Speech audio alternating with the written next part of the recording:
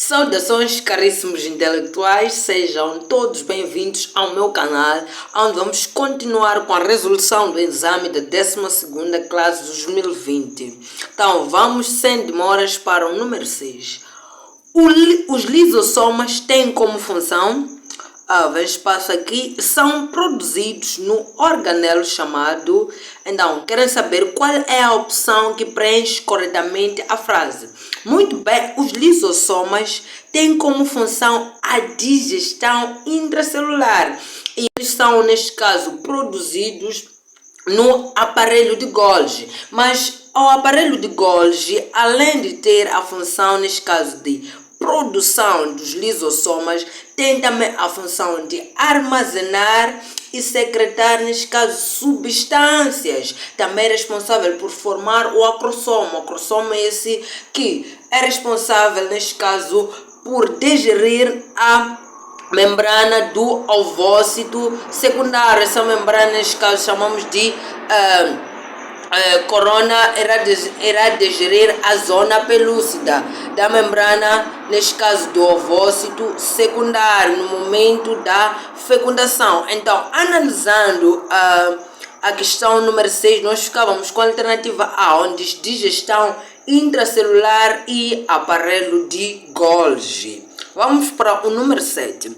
Qual é a principal função da membrana celular? A membrana celular tem a função de permeabilidade seletiva, quer dizer, a membrana plasmática escolhe o que entra e o que deve sair da célula. Então, analisando as alternativas aqui, ficávamos com a alternativa B, que diz regular todas as trocas de substâncias.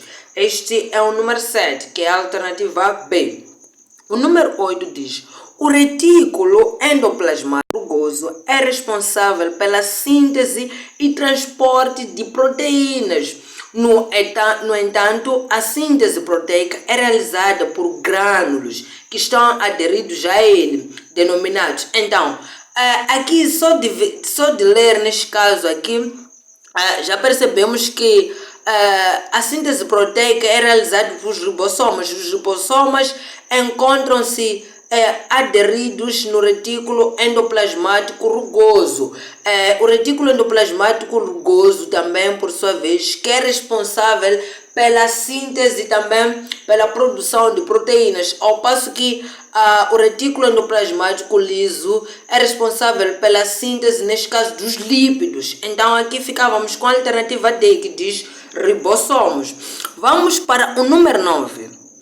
As mitocôndrias, organelas celulares relacionadas com a produção de ATP, estão presentes em... As mitocôndrias, neste caso, são organelas que podemos encontrar nas células animais, assim como nas células vegetais. Então ficávamos com a alternativa A. E as mitocôndrias têm a função, neste caso, de produção de ATP, neste caso no processo de respiração celular.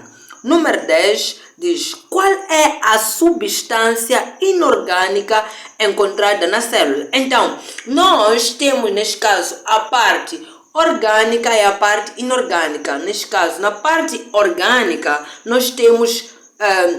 fazem parte, neste caso, substâncias da parte orgânica, os lípidos, as proteínas, os carboidratos, podem ser chamados também de açúcares ou hidratos de carbono, e temos as vitaminas e os ácidos nucleicos. Ao passo que na parte inorgânica nós temos a água e os sais minerais. Então, analisando, ficávamos com a alternativa A, onde diz que a água faz parte, neste caso, das substâncias inorgânicas. Vamos para o número 11.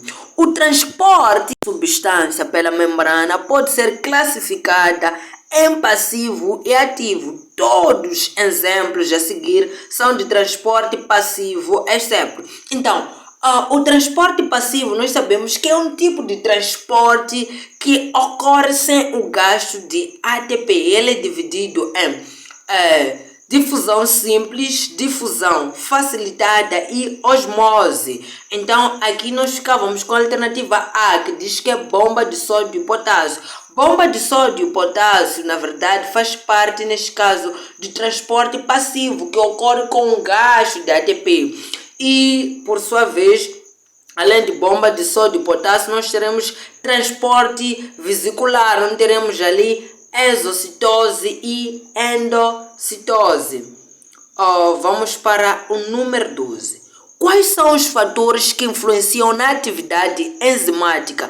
Alternativa A diz dióxido de carbono, logo vamos excluir. Então B diz enzima, substrato, pH e temperatura. Então, esses fatores irão influenciar, neste caso, na atividade enzimática, mas teremos uma aula específica explicando todos esses processos, neste caso, esses fatores que influenciam na atividade enzimática.